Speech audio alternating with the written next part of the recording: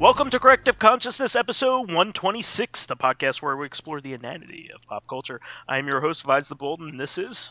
Lotus Prince. And PyroJackFrost. Wow.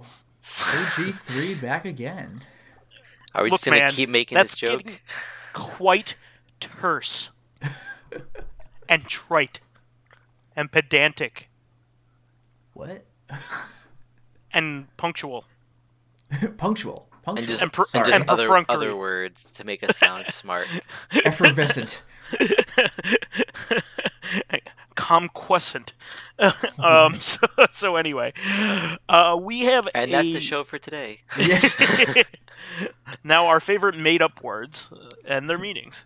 We actually have a really great show. So I came up with the idea for this topic because, as our listeners have known, I have been playing the original Dark Souls, and it's been taking me for fucking ever to get through it. And as Dark Souls does. Well, not only is it a long game, but like I also don't have much like Vise time with the TV. You know what I mean? And this was before the I know Switch... what you mean, wink wink. This is before the Switch version of the game came out, of course. So I probably would play it on the Switch now that it's out. Yeah. And from all accounts, I think that game is held as pretty good. But anyway, I love this game. I was so intimidated by it because I didn't get very far in Demon Souls, and when I picked up, I knew I was wrong because so many people loved it. Like Pyro, you loved it. Lotus, you loved it. This game and this series are great, very, very rewarding. But I got my ass kicked, and I got discouraged by it when I shouldn't have been. Well, I mean, this was in the advertisements. Like, Demon Souls is kind of like what brought back Nintendo hard, but Dark Souls had the you died up front. Everyone knew about that. Well, not only that, but Demon Souls, the limited edition is your character dead and full of arrows slumped on the ground. That's the cover. That's fantastic. I love that. That's one of my favorite covers of a video game ever. But because it exemplifies the game. Gotta be Road Avenger. But yeah, I mean, Road Avenger does have a really good one. Final Fight does have a really good one too. Final Fight's regular cover and the Super Nintendo cover are fantastic, and there are different ways. I also really like Double Dragon 2's. That one looks really badass as well. But anyway, this isn't our favorite video game covers. I wanted to talk about the hardest bosses that we fought in games, and it doesn't necessarily have to be they're the hardest in general, but difficult for us, that you remembered. Sure. You remembered fighting. So I really loved playing this game. I am now at the very end. I will probably talk about it in an upcoming episode, but I just have last minute things that you want to do kind of stuff, upgrade weapons that I don't particularly need, create things that I don't necessarily need, fight characters I don't necessarily need to. But I've just completed the DLC. I've gotten all of the Lord Souls. So all I have to basically do is go in and fight Gwyn. So I loved this game, and I'm really, really, really enjoying playing it. You know what it took was friend of the show, Retro Gamer, our friend that from Ireland that has joined us on the show before. He really helped me out in the beginning of the game. He helped me beat up to the gargoyles in co-op mode on when Dark Souls Remastered came out. I got so discouraged from playing this game because when the game originally came out, when it was on the Xbox 360 and PS3, when I bought it, the game I went down the wrong path and was continuously fighting those fucking skeletons. Yeah, it's so bad. Everybody makes that mistake. on the way to the what is it? What's their area called? The catacombs. The catacombs, exactly. And I was like, well, fuck this game. Like, I went down the wrong path, and they followed me all the way to like Firelink, and then killed me. Fuck that was this the best shit. part. They will actually follow you to the bonfire. So like you're like, oh, I really thought they would just give up. Nope. So I was like, I was very intimidated, and I didn't go back. And then what happened was Retro Gamer made a concerted effort to get me to a good level and also have a decent sword by the time we started playing. And he gave me a few of the bigger like soul items so I could level up a few times. So I and also you don't really know how to like balance your character at first because you don't know what you want to be in that game at first. Yeah, because you have to like pick which stats you want to raise based on what like weapons you want to use, and you can't undo that. So exactly, like I really shouldn't have put much into Dex at all. Because like I didn't have any dex-based weapons, dexterity-based weapons. Yeah, I ended up being Dex a is strength for like bows and spears. Exactly. I basically exclusively used a longsword the entire game. I pumped Dex a bit because it was like the secondary stat that scales with swords, and also I was not a pyromancer. I used a bow, so like, See, I should have. What I should have done was not put anything into Dex and get a third attunement slot. But okay. But anyway, I digress. He got me where I needed to pass two major bosses, and the Minotaur and the gargoyles, and then the from Capra that point. Demon? Yes, the Capra Demon? Yeah, the guy who's the guy with the dog. Oh, no, the Taurus Demon, excuse me. Taurus Demon, yes. By the way, how did you like how in the Demon Ruins, they're just like regular enemies? It's like, oh shit. Yeah, fuck that. Yeah. But I love this game. It's very rewarding, and now I'm fighting shit I don't need to fight. I just beat Calamite today. Yeah, that fight sucks. It is considered by a lot of people to be one of the hardest, if not the hardest, boss in the series. That's horse shit. Really? I don't know if Bloodborne is counting in that, but like, if it is, that's bullshit. Like Calamite, the thing with Calamite is it's not terrible to dodge his attacks and sneak in a hit. The problem is that he just has so much health, you'll mess up sooner or later and die. Yeah. So that was the thing when I fought him. I got him down pretty far, so I knew I could beat him. That was the thing. You know what you need to do is you need to fight the Fume Knight in Dark Souls 2's DLC. That guy is tough. Well, I can't wait till that. But I wanted to talk about Calamite here and also Manus. Manus was very difficult for me until I found out his tricks. I had some coaching from Lotus on quite a few parts of the game. Lotus knows this game inside and out, and he better after the amount of times you've played it. I platinumed it twice, like PS3 and PS4. Like, Jesus. So I beat the game 2.5 times times 2, so like 4 complete times and 2 half times. Yeah, so you're very much an expert in the original Dark Souls. So I had some help from you, but that and I seem to have trouble with a lot of bosses that a lot of other people didn't.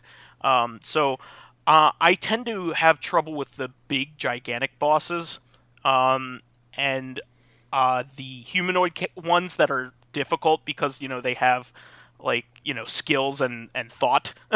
I'm actually very good against because here's my reasoning. I think the reason why I'm good at fighting those type of characters is they're very similar to the mooks in a couple regards in how they attack.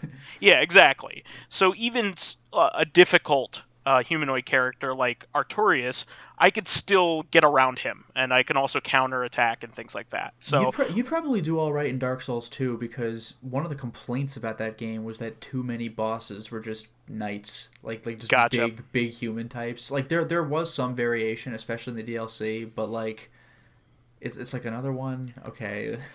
Manus was very difficult for me as well. He's the end boss of the DLC. Mm-hmm. He sucks. I hated fighting him. I only barely killed him, and I was very, very happy to do so. But Yeah. I was also thinking to myself, if you don't have the silver pendant, how do you beat this guy? Because Insane dodge roll timing. yeah, I've because never even tried that. you have to deflect his dark magic with an item that you can only get if you have the good endings for Solaire, essentially. Well, you to be fair, you don't need the good ending for Solaire. If you mess it up and you have to kill Solaire, then You get the Sunlight Hat either way. yeah, because like you'll kill him. The bug you killed was the one that latched onto Solaire, so like you would pick the Sunlight Maggot off of his body.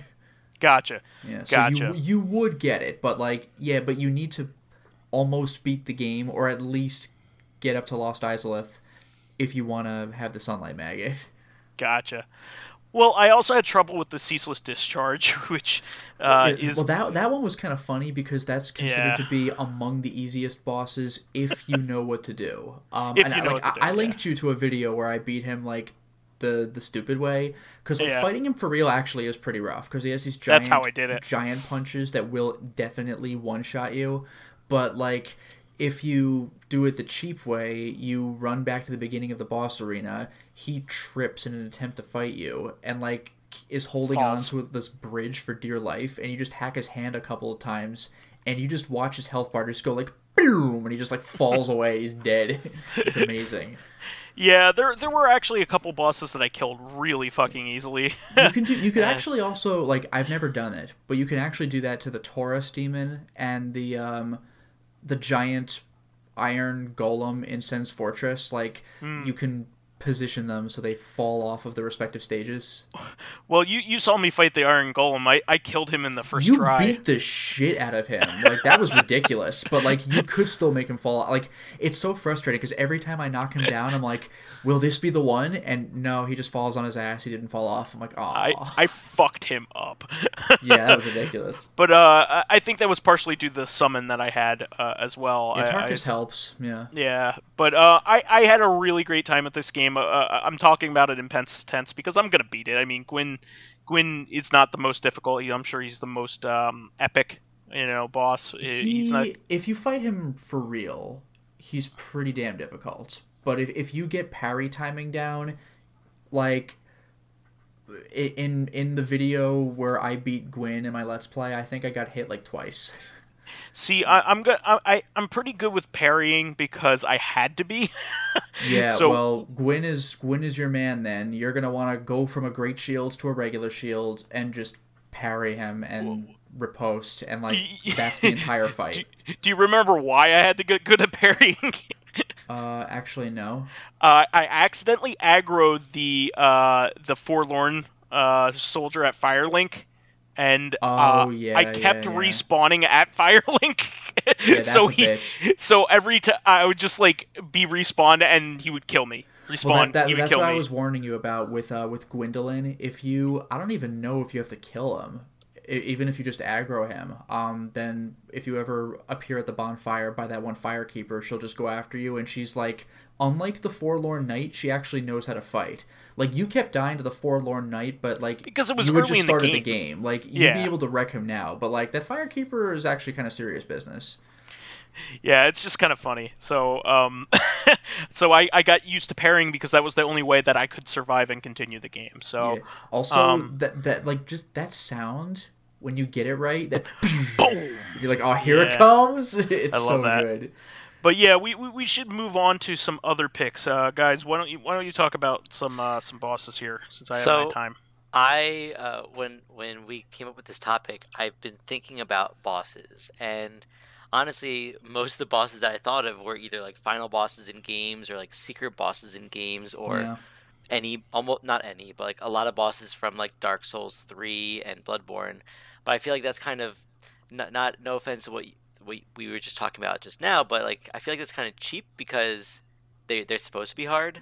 You know what I'm saying? Yeah. Like the bosses in Dark Souls are supposed to be hard. Final bosses. Yeah. What are the odds? The secret boss of the hard series is hard. Yeah, but like that being said, in Bloodborne, I think the boss I had the most difficulty with was Father Golgarian or whatever his name is. Yeah, Gascon. Yeah. That guy's rough. That's at the beginning of the game, right? Yeah, he's one of the first bosses, but he's only rough. like the second or third boss, but yeah, he was really difficult. And like the other bosses, I think there was another one in that game that I had difficulty with, but overall, like I didn't have as much.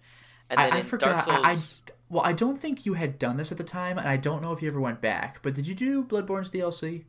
I did not do the DLC. Okay, because like people talk about the Orphan of Kos. I think he's the boss of the DLC as being like yes, I heard that he was like brutal, really really hard. Yeah, and then in Dark Souls 3, I still haven't beaten that because I got to the who's the boss that like teleports around? Not the sage. The dancer. But no, the one after the dancer maybe. I'm sorry, I don't know Dark Souls 3. I just know that the dancer like actually moves in like musical rhythm, which is pretty awesome. Yeah, no, I think it's the one before the dancer, but there's a boss that like teleports around, or he's like, and was really obnoxious, and that was a time when I haven't played in a while, and I was going to play again. I'm like, I'm going to try to get farther, and I got to him, which is already a feat, and I'm like, I don't want to take the time to kind of like study this boss and get better at it, so. But yeah, those bosses are hard. But honestly, one of the bosses I thought of that, to me, was really hard, more because it was just obnoxious, was the final boss in Borderlands 1. Oh, okay. Mainly because it's just a bullet sponge. Yeah. And it's a bullet sponge that can not necessarily one-shot kill you, but does like massive damage. And it's a game that like I don't feel like I should have to grind, especially to beat the final boss. And I think a lot of the bosses in the Borderlands games were just bullet sponges. Yeah, because there wasn't much strategy to them.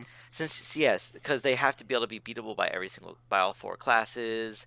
They do have a level, like each boss is a level, and even if you're like 2 levels higher, they're still gonna be a little difficult because they just take so much damage and you might run out of ammo. Plus, there were a lot of bosses in the Borderlands pre-sequel where you're fighting a boss and there's all these other spawns, which just makes it really annoying because so the reason why they have the spawns, I think, is mainly because you kill them and they can drop ammo because you have limited ammo. But also that means you have like 20 guys shooting at you at once, and it just gets really annoying. So I felt like for a lot of bosses in Borderlands, I had to cheat them as much as possible. Like hide behind something and then pop out, shoot, hide, pop out, shoot, hide. It got really obnoxious. Mm-hmm. So I think those were kind of the most annoying bosses I ever fought. But other than that, like I couldn't really think of many that didn't feel like I was just talking about a final boss that was hard. Here's a question. I did not play this. I've never played a game in the series. But did you guys play Kingdom Hearts 1 or 2? I played Sephiroth? 1 all the way to Hollow Bastion. Honestly, Sephiroth was hard, but it was doable because kind of like Dark Souls, it was just learning his pattern. Okay. I wasn't sure about that. I just remember people saying Sephiroth does like it reduces your health to 1 and then just smacks you. Or in Dark Souls 2, he has a potential easily counterable. You gotta be ready insta kill move. I never knew Sephiroth was in Dark Souls. Did I say Dark Souls? Yes. Oh, that's embarrassing. But no, but Kingdom Hearts 2, he has an insta kill move, which you can easily counter a triangle, but like you better. Yeah, but no, it's like Dark Souls where like if you're paying attention, you know what move he's gonna use. You just remember how to counter it.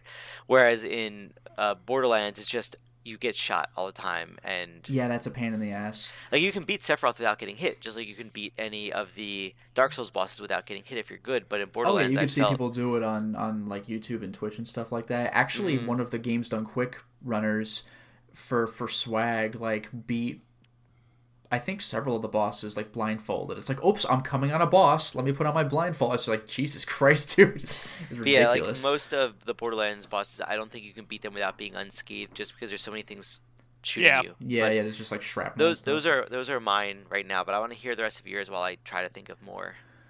All right, well, I got a couple bullshit ones that I don't know if people would think of off the top of their heads. I already mentioned Fume Knight from Dark Souls 2. I'll go through him really quickly, but like his thing is he fights with 2 swords. And one of them is like an ultra great sword, so he can block with it.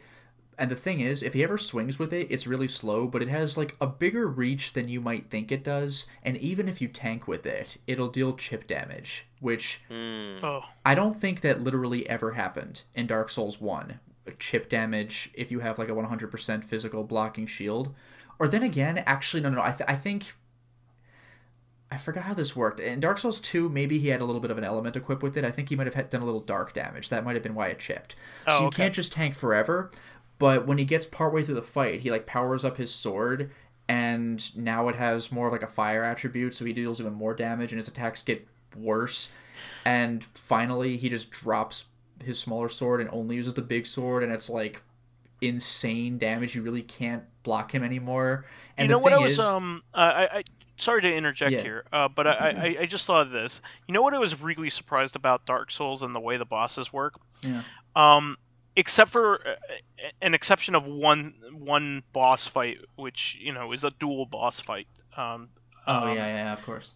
um, I was very surprised that the first game, the the bosses that you fight don't really have phases like other games No, do. and in Dark Souls 2, some clearly have phases. The closest to phases I can think of is the Ornstein and Smaug fight, Yeah, exactly. but also kind of, this doesn't really count, but kind of Artorias, because when he gets mad and starts getting his darkness super armor, like if you can hit him out of that. If you don't, God help you, because he has super armor and he like will one shot you or two shot you. See, I just kicked his ass, so I didn't even You get to you that. better, because if you let Yeah, him power up, you would have a bad time. yeah. But Sorry to interrupt. as far as the Fume Knight though, when he powers up for like a third time, you really can't tank anymore. And the thing is, I play a tank, so like all of a sudden, I'm through the story content and I'm doing DLC, and this is like the second of 3 DLCs, so I'm like 60 or 70 hours in, and like now I have to learn how to dodge roll. I'm like, ah, shit. So like that was pretty rough. Like I mean, that's my own fault, but it's just like ah. But other than the soul stuff, I guess this is a bit obscure. Although I did let's play it. The final boss of Galarian's Ash, that thing was bullshit and a half. Like that thing was absolutely absurd. It's Ash in Galarian's Ash. Part of what made him difficult was that he was a bullet sponge as well. Like he had way more health than he had business having, and eventually you're just gonna like, get worn away. The thing with Galarians and Galarian's Ash is that you have limited ammo. Like the game is not on a timer, but it kind of is. Less so in Ash because your attacks are like you can run out because you use psychic attacks, and if you ever run out, you gotta like inject yourself with this drug that like restores the attacks. So if you run out, you're out. And same thing, you have health pills. If you run out of those, you run out. I mean, that's not a surprise, but like you only have so much attack. But what makes things worse is that as time goes by, or especially as you use your shield ability, it increases this bar of yours that when the bar fills, you like short out. So you kind of go berserk, but really what ends up happening is you stagger around really, really slowly, and whatever you come in very close contact with will insta-die, except for bosses, of course. But your health drains while this is happening as well.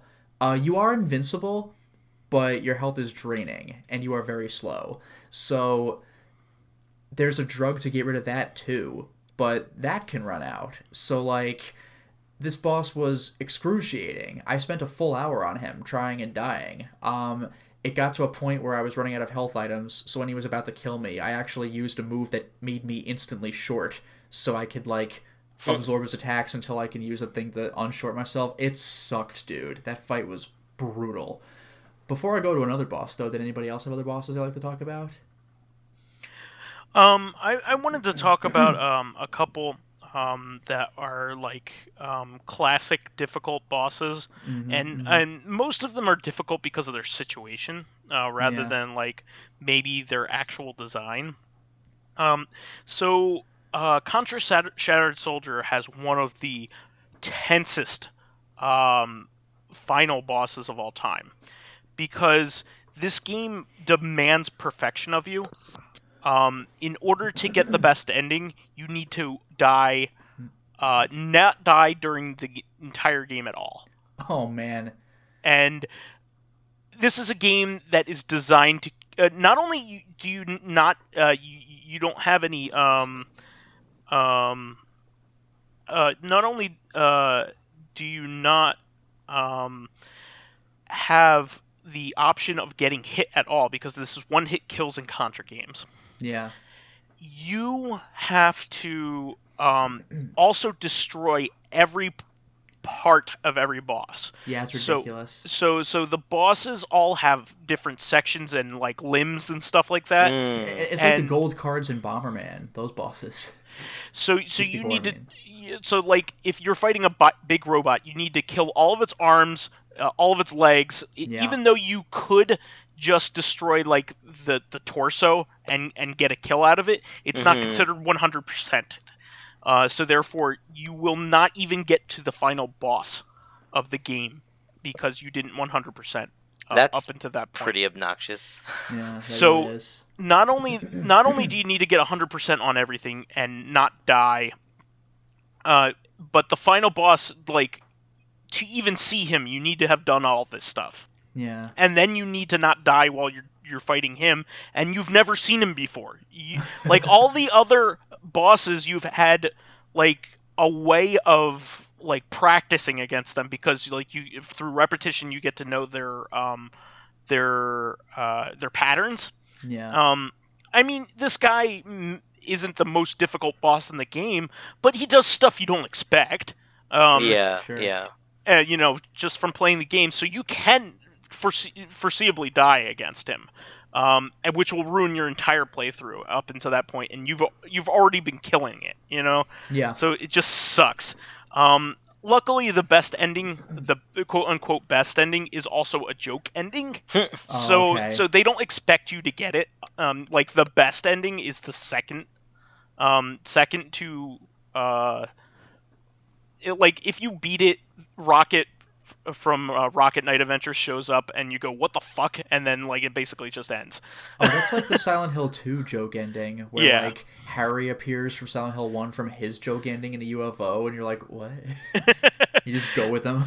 And in a similar vein, my favorite game is a game called Gunstar Heroes for Genesis. This game is great. And one of the most difficult boss in the game is also the most fun.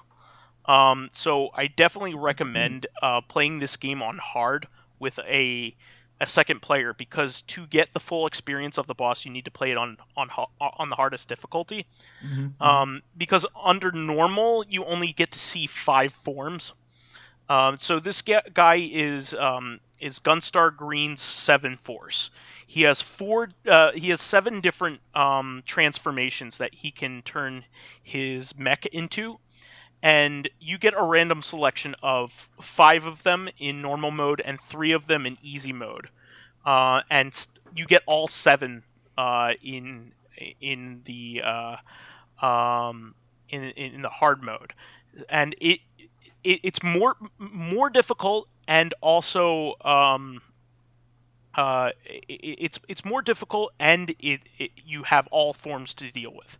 So it's really epic. It's a lot of fun, and it's especially great in co-op mode. So I definitely recommend it. Actually, I got a couple more here. One of them I just remembered. It's not a boss, but in Demon Souls, if you ever bring worlds to pure black, you can fight a Black Phantom version of a particular NPC you can meet if the worlds are more white, I suppose. And in the swamp, there's a particular Black Phantom you fight, which is pure bullshit.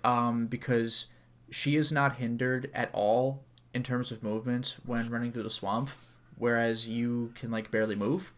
And also, her weapon does 100% damage, like even if you block it. So like if you block, then you won't get staggered, but you take full damage. Fighting it is a freaking nightmare. Are you happy that they've done away with like the pure white tendencies and stuff like that in the series? Demon Souls was freaking up too, so I'm glad they got rid of the pure white. I still don't understand it. I mean, well, the instruction manual says nothing. Like you got to look the stuff up. It's ridiculous. Demon Souls had a lot of like hidden mechanics that were really confusing. Yes. And the only other boss I really wanted to bring up that I can think of off the top of my head is being really frustrating, unless you count like fighting game bosses. Like Shao Kahn in MK9 was some bullshit, but Shao Kahn in MK1, fuck them. Really? Shao Kahn didn't exist in MK1. Try again. MK2. Oh, Shang Tsung. I'm sorry. Shang Tsung was just every character. I would say Reptile was bullshit. Reptile was Sub-Zero and Scorpion, and he moved at twice speed. It was like, Gotcha. What? But the super final boss of Parasite Eve, the first game, you can only access it on New Game Plus going through the Chrysler Building, which is 77 floors of pain. It's really 70 floors of pain, because then the next 6 are like, oh, you know it's coming. But the boss is like really hard, even though you are New Game Plus leveled up. Like you reset to level 1 on a New Game Plus, but you keep like stats you boosted your weapons with. So you're like New Game Plus leveled up, and by this point you should have a really good weapon. Like, I had a weapon that dealt, like, basically triple damage. Not that this mattered for the boss, but it could poison, it could insta-kill. Like, again, that's not going to affect the boss, but, like, my weapon was insane with all sorts of stat boosts and everything, and it still took, like, almost every healing item I had and resurrection item I had. It was a pretty intense fight. Okay, any more for you, Pyro? No, I'm still having trouble thinking of bosses. I guess I'm just that good at video games that none of them were really challenging to me. Dracula in Castlevania 64 was kind of rough. Yeah. Just throwing like explosions everywhere. Actually, the optional boss is extremely difficult in Castlevania. I never fought them. Yeah. I kind of want to. The Merchant. Was it Legacy of Darkness? Is that what it is? That was that was Castlevania 64. That was like the director's cut, kind of. Yeah. The final Dracula was different from the base game's Dracula, but the optional bosses, I believe, are the same. Yeah, so the optional boss comes about if you buy too many items from the merchant. Wait, really? Yes. Yeah, the merchant is a demon, and that's extremely obvious at the beginning of the game. He's got like a devil tail, and he's got red eyes. Yeah, and he tells you he's a demon. He's like, hey, I'm making some bucks, but like if you spend X amount of cash over the course of the game, then you'll encounter him, and he's like, oh yeah, didn't I mention, like, there's a contract where if you spend this much, then I gotta take your soul, and you're like, no, and he just turns full demon and just beats the shit out of you. Yeah, so he is the most difficult boss in the game and very difficult to get past, especially if you, and the funny thing is, he punishes players that obviously weren't as good because they bought a lot of healing items. Yeah, so they people that have been like seeking extra help are getting the shit kicked out of them. Yeah. Mm-hmm. So I mean, he's particularly difficult because to be fair, it's actually kind of hard to spend that much money. But I did it by accident. Oh Jesus! Yeah. All right. And the other optional boss is if you took too long, because there's a vampire hunter who is slowly turning, and if like 2 or 3 in-game days go by after you meet him, then he's turned, and you fight him too. And the thing is, this is all right before Dracula. Like, you know, at the end of Ocarina of Time, you go up those stairs, and you're like, it's taking forever, and you're like, there's gonna be a boss. At the end of Castlevania 64, you go up this long straight set of stairs. There's this big empty room for apparently no reason. Then you go up another long set of stairs. Big empty room for apparently no reason. Then you go up another long set of stairs. There's Dracula. But those first 2 rooms were where the optional bosses would have been. So it's a boss rush of particularly hard bosses. And then a 3-phase Dracula. It's like, oh no.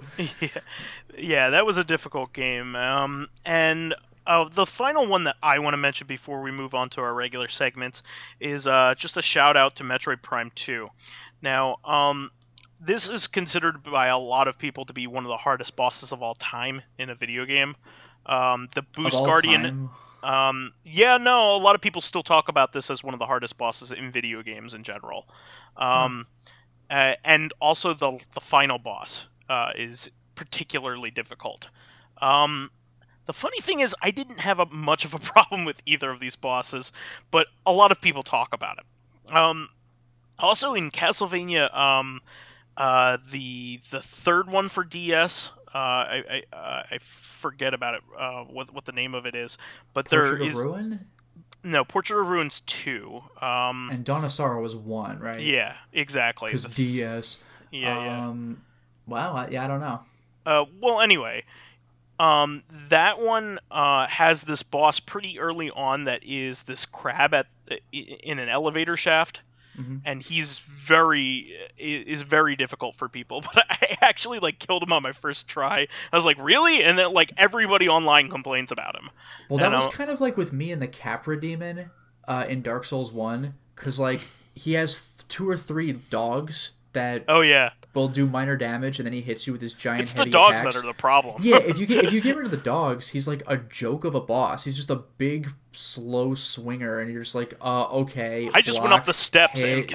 and kept throwing pyro at him. The thing is though, he's in a really tight environment, so it's very easy for your camera to screw you over and for you to get surrounded by his mooks. But if you could get rid of the dogs early, then like there just is no fight. Yeah. But I think that's a good survey of all of the games here. Order of Ecclesia. I'm sorry. Okay. But anyway, I think this is a good survey of bosses. There are a few that are historically really difficult, like Ninja Gaiden 1's boss on the NES. But I haven't fought him personally. Well, that was another one of those bosses that it was tough because it was multiple phases that you did not heal between, and if you died, then you got to do the whole level over.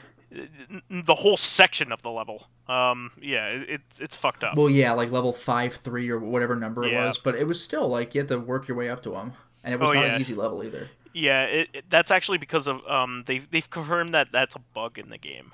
Oh, really? Oh, really? That's ridiculous. Yeah, I watched Game Center CX with Arino playing those games, and he played Ninja Gaiden 1, and they talked about they interviewed the original programmer in the game. He's like, yeah, that was a bug in the game, but we kept it. By the time it came out, it became like the it's just adds to the difficulty of the game. So that reminds me, like Bucky O'Hare, I think its hardest difficulty was programmed to intentionally be too hard, like as a joke, and now you got like speedrunners who are capable of beating it on hard, but it was not meant to be beaten. Like not that it was impossible, but it's like harder than people would have patience for, but there's always someone who has patience for it. Everybody gets one. But anyway, we can move on to our regular segments here.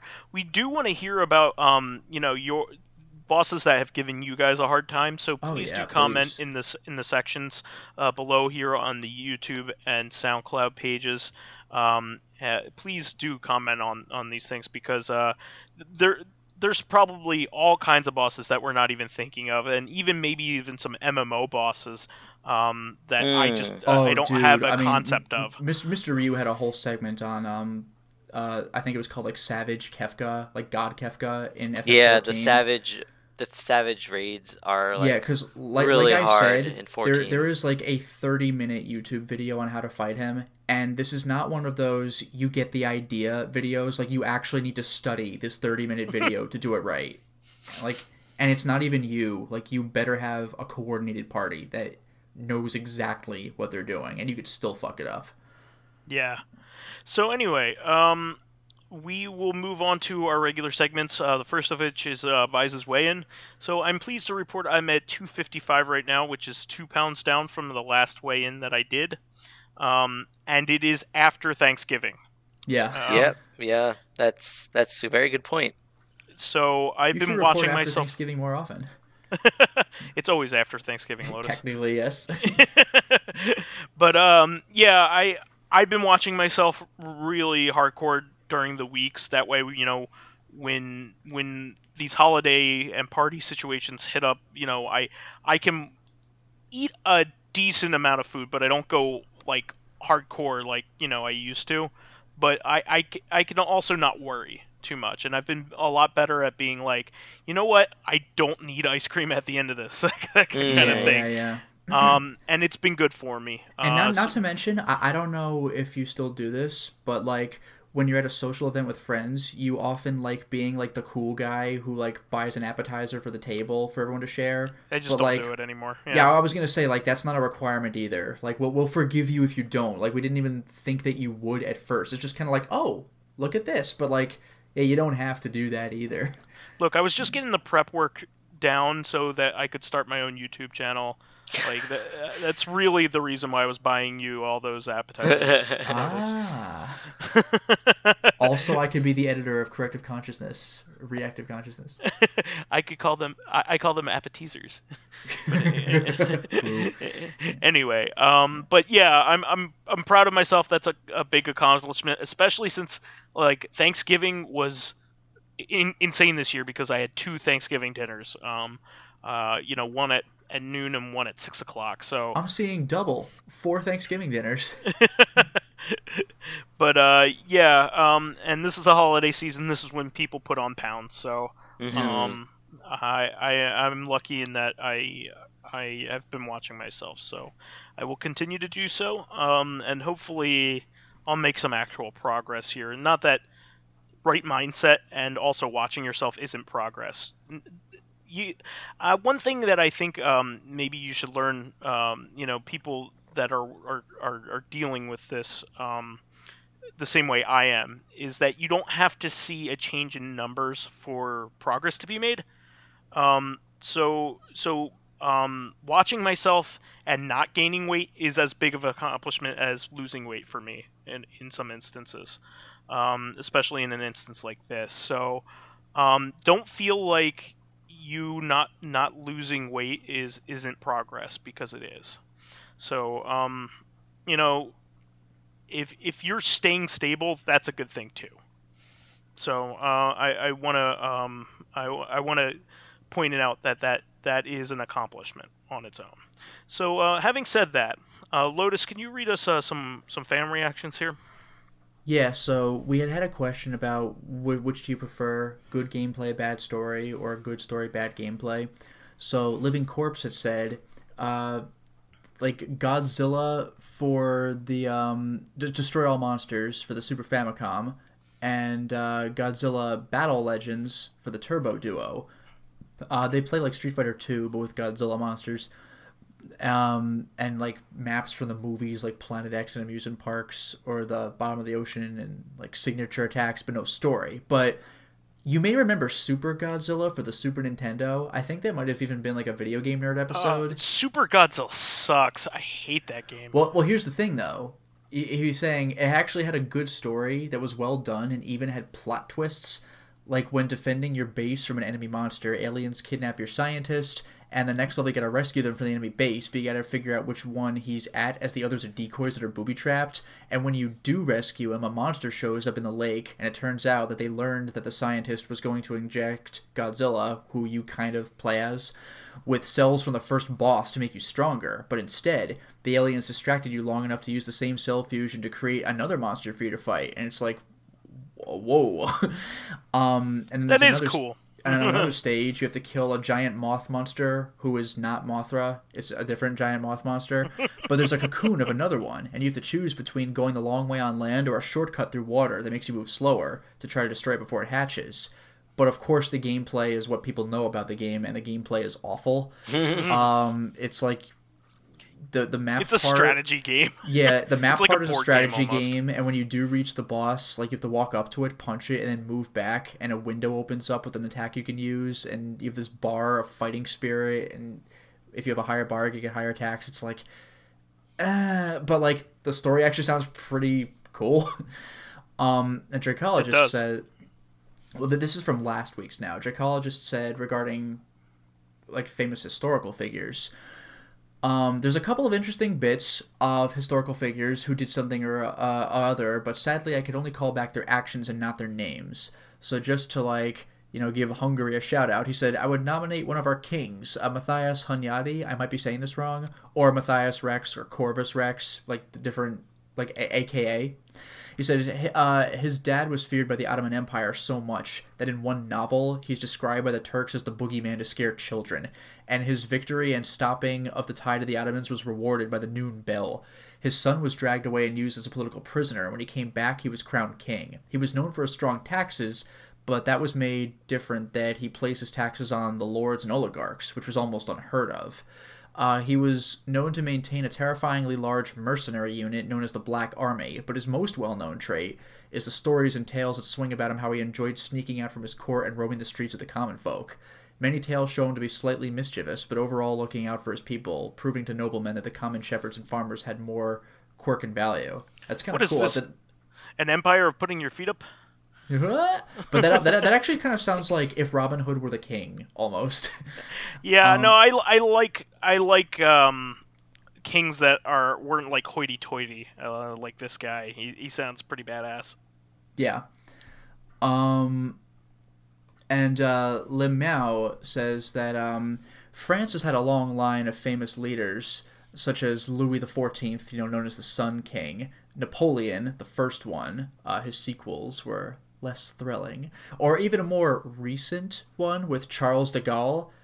Sadly, every right-wing French politician are claiming to be his successor. That's interesting.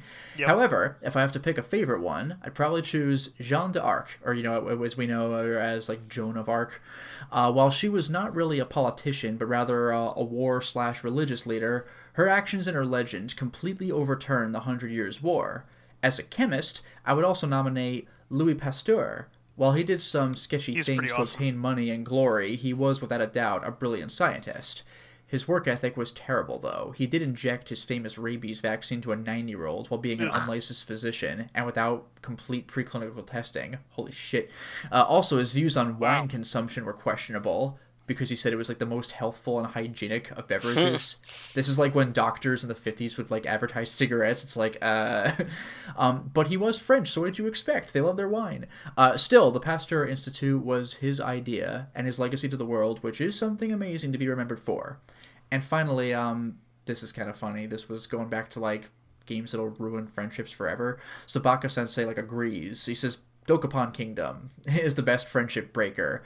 I mean, party video game on any Mario Party has a lot of randomly triggered events, but on Dokapon, you could literally be the devil. Yup.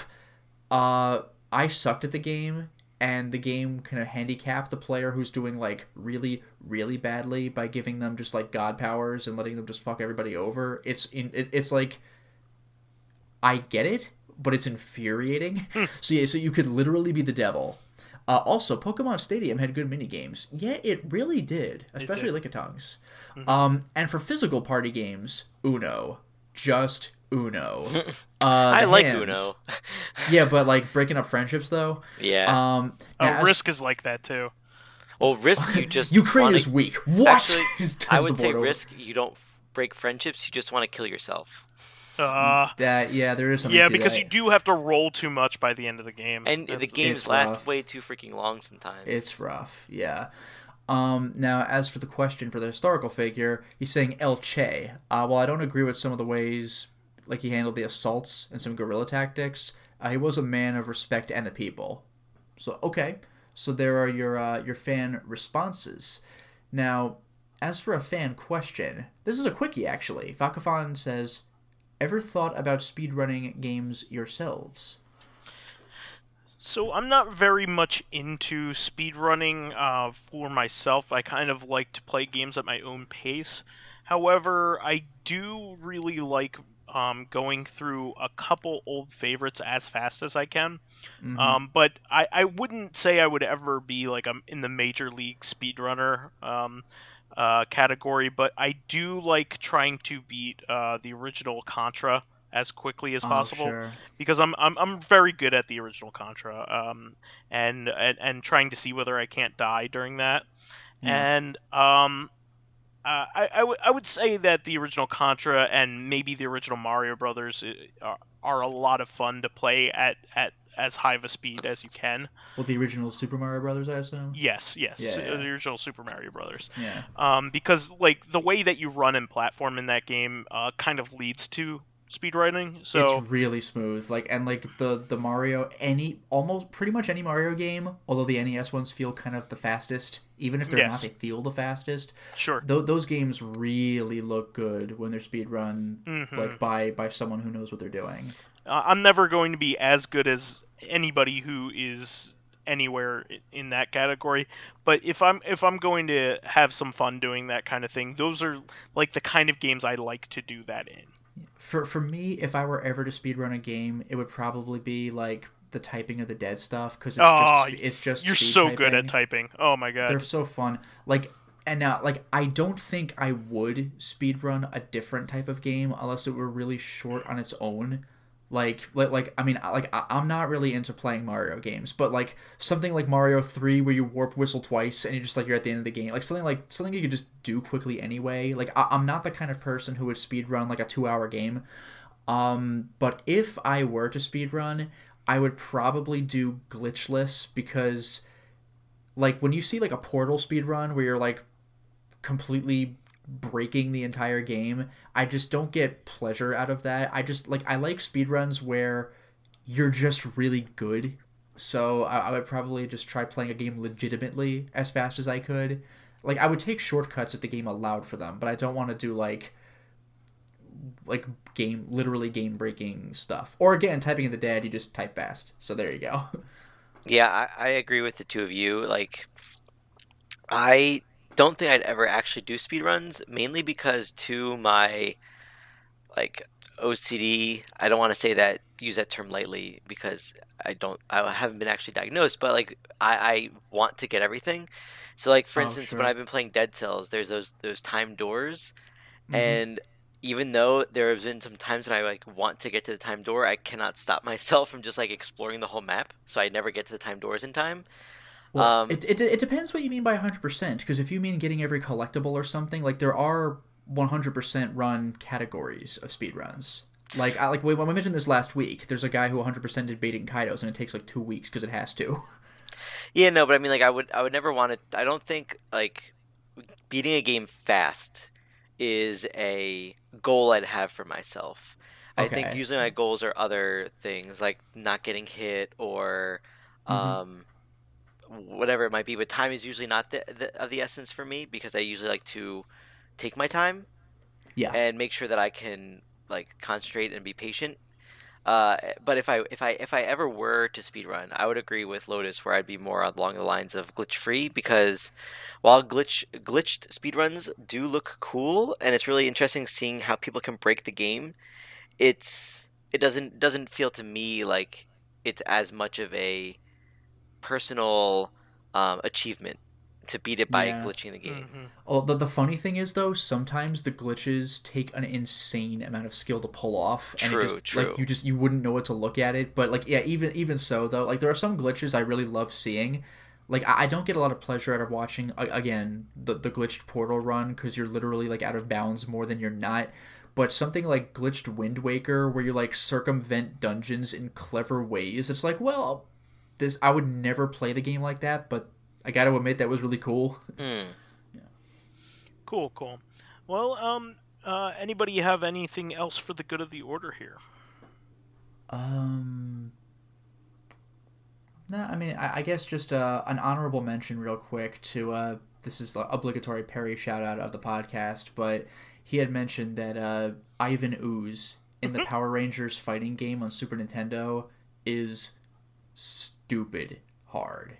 And he is. He is. Oh. He's like SNK boss hard. I was just gonna say any boss from an SNK game. I remember I think the boss in Magaki from KOF 11. I'm thinking from Real Bout Fatal Fury Special is Mhm. Krauser, I think, Oh and no. he like the only way that I could beat him because like the game knows your inputs right away and Yep. reacts to them. That's not fair. It's literally unfair. So you can't do any special moves against him because he just counters them. So what I did was I was Terry. I just love tapped him with low kicks and low punches because Yeah, he when you doesn't gotta block break them. the AI to beat him, it's not even fun. He doesn't block them. So like Yeah. it was the only way I could do any damage to him, and then just play keep away. Yeah, see, Um, my SNK boss is Art of Fighting 2. A lot of people forgot this guy exists, but Geese used to be young and had long hair, and he beat the shit out of you. He was rough. nice. Like All that right. that game was kind of hard because like nobody had any health, so he would just kill you in like 4 hits. Art of Fighting just was that way. Yeah. Like hits did a lot of damage to you. Yeah, Yeah. it was like this is a weird reference to make, but it was like War Gods, like Oh, God. not the last boss, but the second to last boss. His gimmick was he would die in like 3 or 4 hits, but so would you. He had like all attack and no health, so it was like it was almost like a game mechanic rather than a proper boss fight. All right, Lotus, you want to resurrect any other obscure Midway properties like BioFreaks while we're at it? BioFreaks. Yeah, let's talk about my Mace. favorite fighting game ever, Eternal Champions. Oh, okay. All right. Well, that is the show for this week. Definitely want to thank our fans who contributed questions and reactions this week. Got a lot of really good stuff to react to here, and please keep us supplied with awesome topics by submitting questions of your own via the YouTube and SoundCloud pages. Keep them coming, guys. This is a lot of fun. While there, please give us thumbs ups, likes, and 5-star ratings on iTunes. It helps promote and spread awareness of the show, and any bit of encouragement helps keep the show going. You can also catch us on Tuesdays on our sister podcast, Corrective Consciousness, the in-depth look at this week in our lives. Finally, you can friend me as vysethebold on Steam, PSN, Xbox Live, Twitter, Switch, Battle.net. And also, I want to quickly plug again the first Let's Play that Corrective Consciousness did of Lotus and myself playing Final Fight. Yeah, and Vice did the recording and editing this time. This isn't even like I Let's Played and put it on Corrective Consciousness. Like, this is, like, for real. Like, Vice did the work with this one. A vysethebold production. But yeah, like, it's one of those things where, like, on your Facebook profile, you put, like, CEO of Corrective Consciousness. It's like, all right. But I do want to pimp it because it's been a long time coming, and it was a fun Let's Play to do. It was laid back and pretty cool, and it's also the start of the first of many, I hope. So I enjoyed doing it with Lotus. We've had a history here of doing co-op Let's Plays together, the three of us, with beat 'em up titles, and I want to continue doing so. But I do want to do a run-through of the Capcom beat-em-ups because they're so good. I really enjoyed that, so definitely take a look and go back and watch that because it was a lot of fun, and it doesn't take long. You know, it's a short LP. But it's fun, and it's also informative, and also has some inanity thrown in there for the correct consciousness. The inanity of pop culture and This Week in Our Lives. And games also. And Lotus, you can go ahead and pimp your ride. I will do just that. So you can follow me on my YouTube channel, Lotus in my Prince. Volvo. The Volvo. I don't even drive that anymore. You can hit me up on my YouTube channel, Lotus Prince, and you could hit me up on Twitter at Lotus Prince. And finally, if you're interested in seeing my videos early, getting in on exclusive live streams, the exclusive one is currently PyroBox, which vysethebold introduced me to, and that game's freaking great. Fucking great. Select upcoming games for me to Let's Play. Next up, or well, at this point, now up for patrons, Zone of the Enders, the second runner. And finally, if you wish to get in discussions with me and other patrons on Discord, then perhaps consider swinging by my Patreon accounts, which can be found at patreon.com/LotusPrince.